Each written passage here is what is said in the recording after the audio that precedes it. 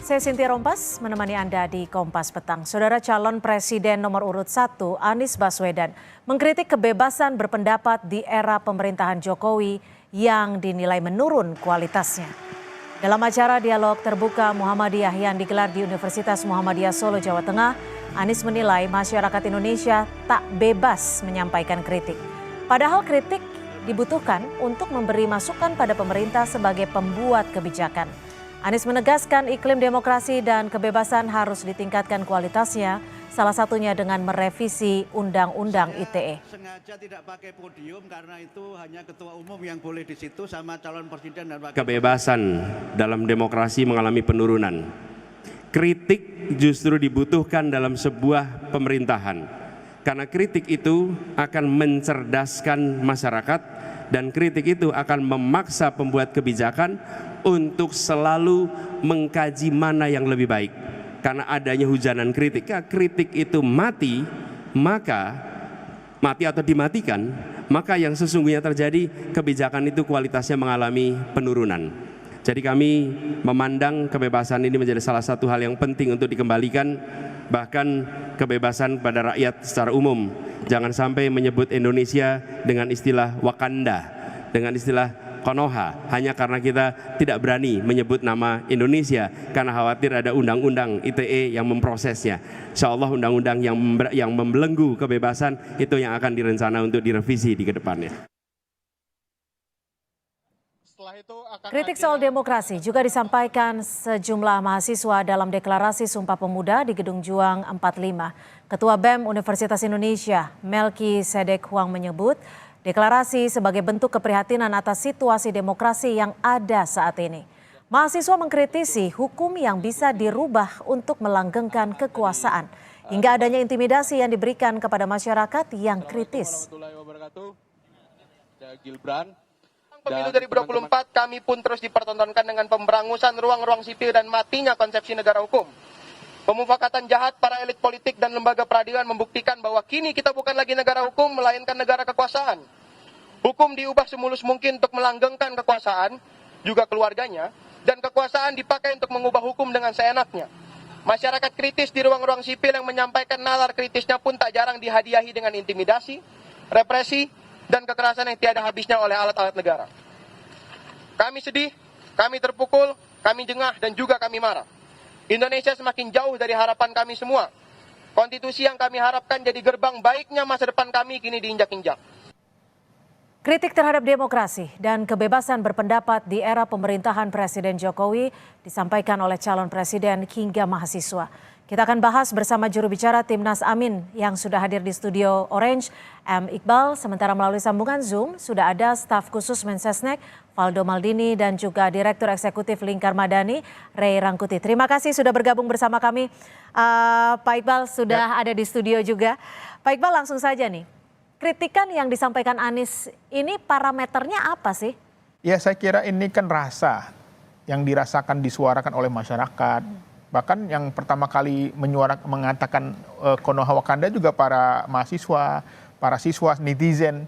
Ini bahasa-bahasa netizen yang takut karena memang ada beberapa kasus di mana pemerintah sangat represif kepada orang-orang yang mengkritik. Contoh kasus Ruslan Buton. Ruslan Buton itu menyuarakan dari WhatsApp kepada teman-temannya, mengkritik, lalu ditangkap. Yang menangkapnya datang dari Mabes Polri langsung. Ada kasus seorang dosen juga di Sumatera Utara yang langsung didatangi, langsung ditangkap sangat represif. Demikian juga kasus-kasus seperti Kinkin Anida, dan ada banyak lagi kasus-kasus hukum yang menggunakan Undang-Undang ITE untuk membungkam suara rakyat. Dan akhirnya pun pemerintah menyadari setelah beberapa pendukung pemerintah juga terjerat Undang ITE, akhirnya mulai direvisi. Dan hari ini baru saja dibawa ke paripurna oleh DPR. Jadi menurut saya memang kalau kita lihat data, The Intelligent Economic Unit juga mencatat bahwa sejak 2001 skor tentang indeks kebebasan atau indeks demokrasi di Indonesia itu juga terus menurun. Dari 52 naik ke 54 peringkatnya. Bahkan kita di bawah Kolombia ya di atas, di bawah Filipina, di bawah Malaysia, di bawah Timor Leste. Yang ini tentu saja cukup memprihatinkan. Jadi bukan hanya calon presiden, bukan hanya mahasiswa, tapi beberapa peneliti luar negeri juga yang selalu mencermati, bahkan BPS pun juga mencatat. Jadi ini menjadi salah satu tantangan bagi pemerintah ke depan, bagaimana meningkatkan kepercayaan demokrasi kita. Dulu saya sama Faldo kan dulu sering juga mengkritik Pak Jokowi ketika Faldo berada di mendukung Pak Prabowo. Tapi sekarang dia berusaha berada di Pak Jokowi. Dan menariknya juga, kenapa juga akhirnya indeks kebebasan demokrasi itu menurun? Salah satunya adalah karena orang yang menjadi oposisi sekarang berada di pemerintahan. Sehingga tidak ada lagi check and balances yang kuat. Jadi Anda melihatnya itu adalah salah satu titik permasalahannya. Gimana Mas Faldo melihat ini? Apakah itu titik masalah yang selama ini dialami dan pemerintah juga dinilai represif? Bagaimana Anda melihatnya? Ya, Bang Iqbal semoga istiqomah jadi oposisi. Kita doakan PKS selalu jadi oposisi, Bang Iqbal. Good luck ya jadi oposisi terus, pokoknya oposisi terus PKS yang bagus. Ya, intinya sih sebelumnya kita ingin berterima kasih, lagi-lagi kami berterima kasih kepada pihak yang melontarkan kritik, lembaga yang juga sudah melakukan penilaian, apapun kepada demokrasi kita. Dan apapun hasilnya tentu ini menjadi masukan juga untuk meningkatkan kualitas demokrasi kita. Tapi apabila kita lihat Mbak Cindy, Bang Iqbal, dan juga mungkin nanti bisa dikritisi sama Bang Rey juga, bahwa memang sebenarnya ada banyak kalau indeks kan indikatornya banyak, puluhan bahkan indikator dari 5 prinsip demokrasi yang diukur dari banyak hal gitu oleh lembaga-lembaga itu. Tapi kalau kita cuma menyoroti indeks kebebasan pers, persepsi korupsi, ya kami kira nggak fair juga sih gitu. Dan itu bisa membutakan kita dalam tanda kutip. Dan kita memang terlalu fokus mungkin kepada penurunan, sementara kita mengabaikan fakta yang lebih besar bahwa bangsa kita sedang berprogres dan tetap mempertahankan demokrasi kita. Tadi sempat ngomong soal EIU ya, Economic Intelligence Unit gitu. Ya memang ada semacam stagnasi itu bahkan dari tahun 2006 ketika Partai Bang Iqbal juga berkuasa di pemerintahan kala itu gitu. Angkanya berputar terus tuh antara 6 sampai 7 gitu. Dan Asia bahkan cenderung stagnan. Nah, bahkan bisa dikatakan sebetulnya kita sedang bangkit ya pasca terjadinya krisis moneter di Asia. Tapi kita jangan lupa juga negara-negara yang demokratis seperti di Amerika, di Eropa, dan Indonesia itu masih relatif baik, Mbak Cindy gitu. Negara lain cenderung backsliding kok demokrasinya, angkanya merosot tajam di Amerika, di Kanada, di Eropa. Semuanya mengalami penurunan gitu. Negara luar lagi mengalami kontraksi ekonomi politik. Dan itu terjadi di regional dan alhamdulillah kestabilan Indonesia masih tetap dijaga gitu. Memang perlu perbaikan gitu. Kalau di pick per case by case ya saya juga bisa pamer case by case sih. Saiful Mahdi di Aceh misalnya Bang Iqbal. Jadi apalagi upaya restoratif justice yang juga disampaikan Presiden, pemerintah untuk kita menyelesaikan permasalahan terkait ITE ini gitu. Dan kita sedang berprogres kok. Jadi ya we are doing on the right way lah. Kalau seandainya pengen dirubah ya kita mundur lagi nih. Kalau seandainya pengen jadi perubahan. Baik, gitu. Jadi secara garis besar Anda membantah ya kritik yang disampaikan oleh Pak Anies Baswedan. Aku cuma menjelaskan sih Mbak, menjelaskan kondisi kita gitu. Jadi jangan apa-apa mau diubah aja sih. Yang bagus kalau diubah ya jadi jelek gitu loh Mbak. Baik. Saya akan ke Bang Rey. Kalau dari Bang Rey sendiri menilainya seperti apa Bang Rey? Apakah penilaian Anda terhadap kebebasan berpendapat ini, kebebasan berdemokrasi di era Jokowi ini dinilai bisa dikatakan mungkin menurut Anda seperti apa? Itu tadi kan kalau indeksnya diambil dari lembaga periset internasional kan sudah disebutkan menurun gitu. Tapi sebetulnya juga dari lembaga nasional atau dalam negeri juga menyebutkan hal yang sama. Sehingga saya dahulu misalnya indikator sekitar tahun 2000 itu mengeluarkan hasil survei yang menyebutkan rasa takut orang untuk menyatakan kritik terhadap pemerintah yang makin muat itu.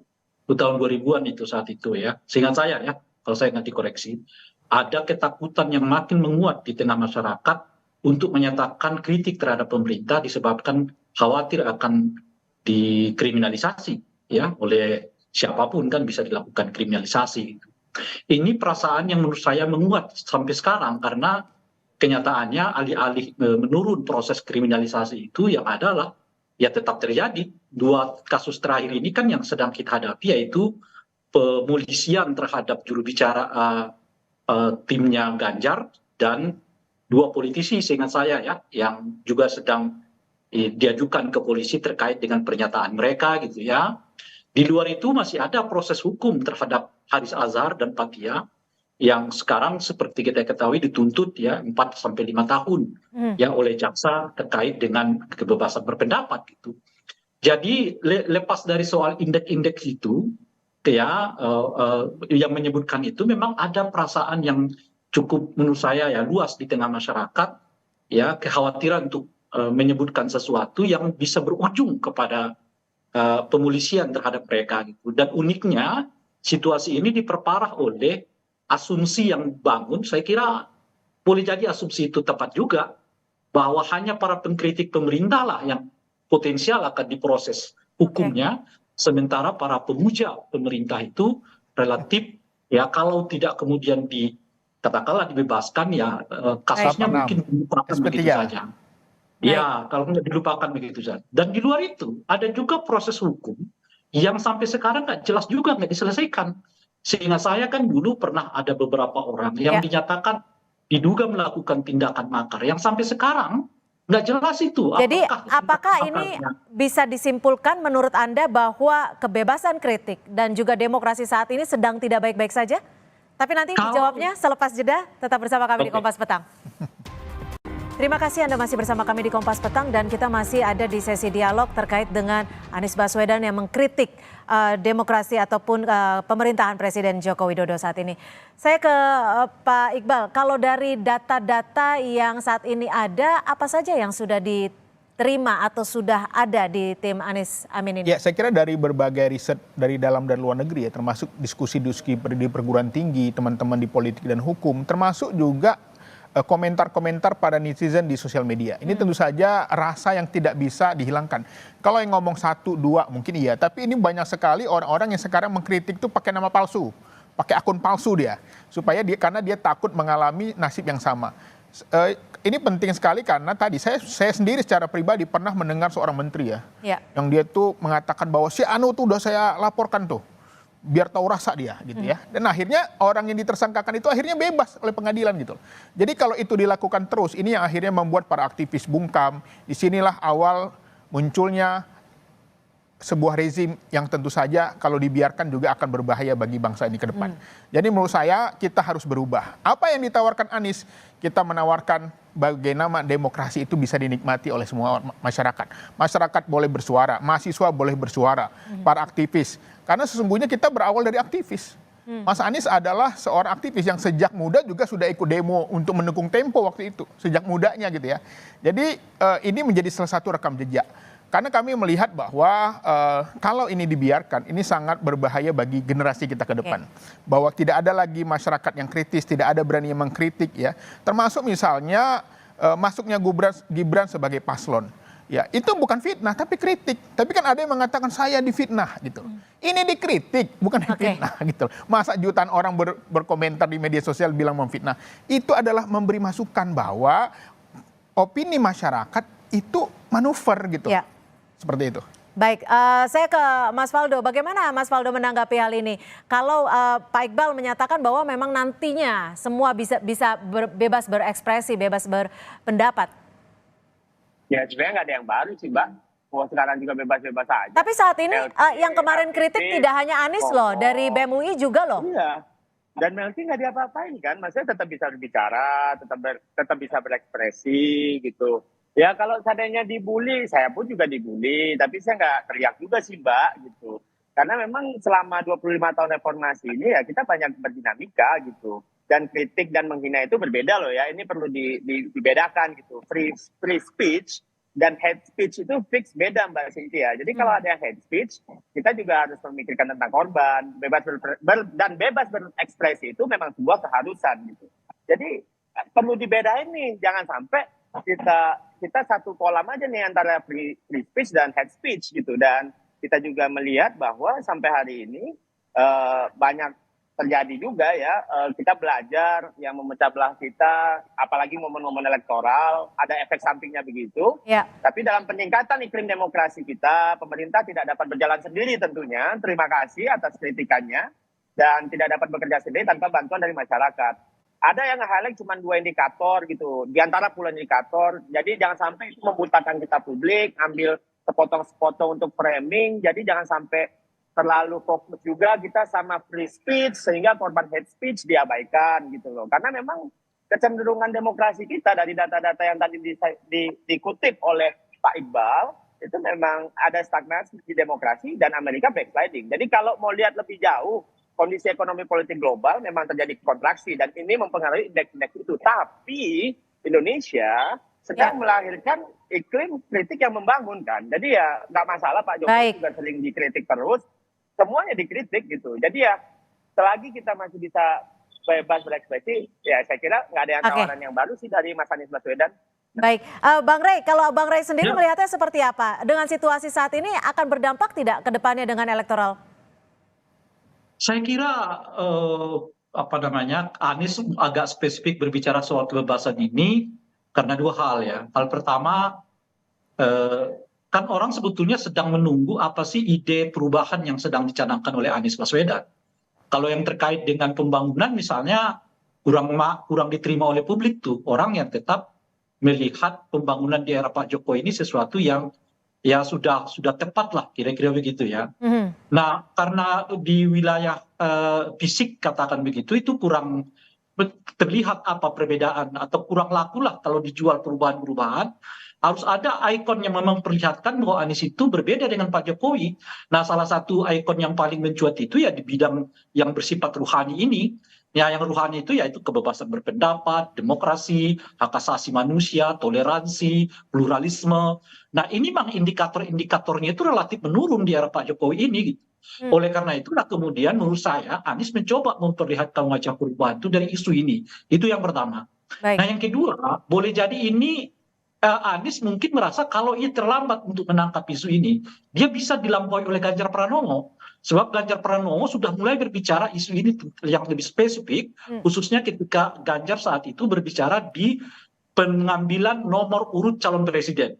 Ada 4 tema yang diangkat oleh Ganjar pada saat itu, yaitu demokrasi yang beradab, penegakan hukum, kemudian anti KKN, dan hak asasi manusia gitu ya. Nah, kalau sampai Anies juga luput dari 4 isu ini, ya berarti memang makin samar agenda-agenda perubahan yang ditawarkan oleh Anies kepada publik. Dan itu tentu saja potensial akan menurunkan atau menahan suara Anies Baswedan, di mana orang sedang mencari antitesa dari Pak Jokowi kira-kira gitu ya, yang sampai saat ini belum terlalu kuat imajinasinya berkembang di tengah masyarakat, dan imajinasi yang paling kuat itu adalah berada di wilayah isu yang bersifat ruhani ini ya. Saya sebut ini ruhani ya karena itu tadi kebebasan berpendapat, hak asasi manusia, macam-macam dan sebagainya. Jadi benar seperti itu. Apakah memang mencari isu yang berbeda, antitesa dari Jokowi, agar bisa mendapatkan nilai lebih? Hanya menyampaikan apa yang dirasakan oleh masyarakat. Karena ini psikologis masyarakat. Ini adalah masukan, komentar-komentar. Data dari mana? Tentu saja dari berbagai analisa yang kita lakukan dari berbagai kasus yang terjadi. Contoh tadi, ada orang pendukung pemerintah sudah tersangka dan kasusnya SP3. Tetapi kalau dia tidak pendukung pemerintah langsung diputuskan dibawa ke pengadilan. Itu kan menunjukkan bahwa memang di situ ada ketidakadilan. Nah, ketidakadilan ini akan kita rubah. Bahwa ke depan tidak boleh ada lagi orang-orang yang dibeda-bedakan dari segi hukum. Tidak boleh ada lagi diskriminasi dari segi hukum. Tidak boleh ada lagi orang-orang yang ketakutan untuk berbicara. Ada ketum partai ngomong, pemohong, nggak dilaporkan, dok santai aja. Itu bukan Anies juga sempat menyebut, lagi itu. Anies juga bisa menyebut kemarin kritik mati atau dimatikan. Betul, Anies dihina berbagai macam, dikritik, tidak pernah melaporkan 1 orang pun. Itu perlu dicatat. Belum berkuasa. Sementara kemarin atau karena belum berkuasa. Sementara ada Aiman yang mengkritik, memberikan ada info, langsung dilaporkan. Maka ini teman-teman yang hari ini sedang berpesta, katanya kita harus demokrasi gembira.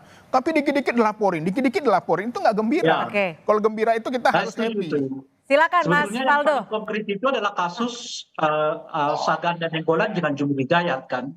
Mereka hanya berpendapat untuk menyatakan menolak revisi undang Omnibus Law, lalu mereka dihadiahi dengan penjara 5 tahun.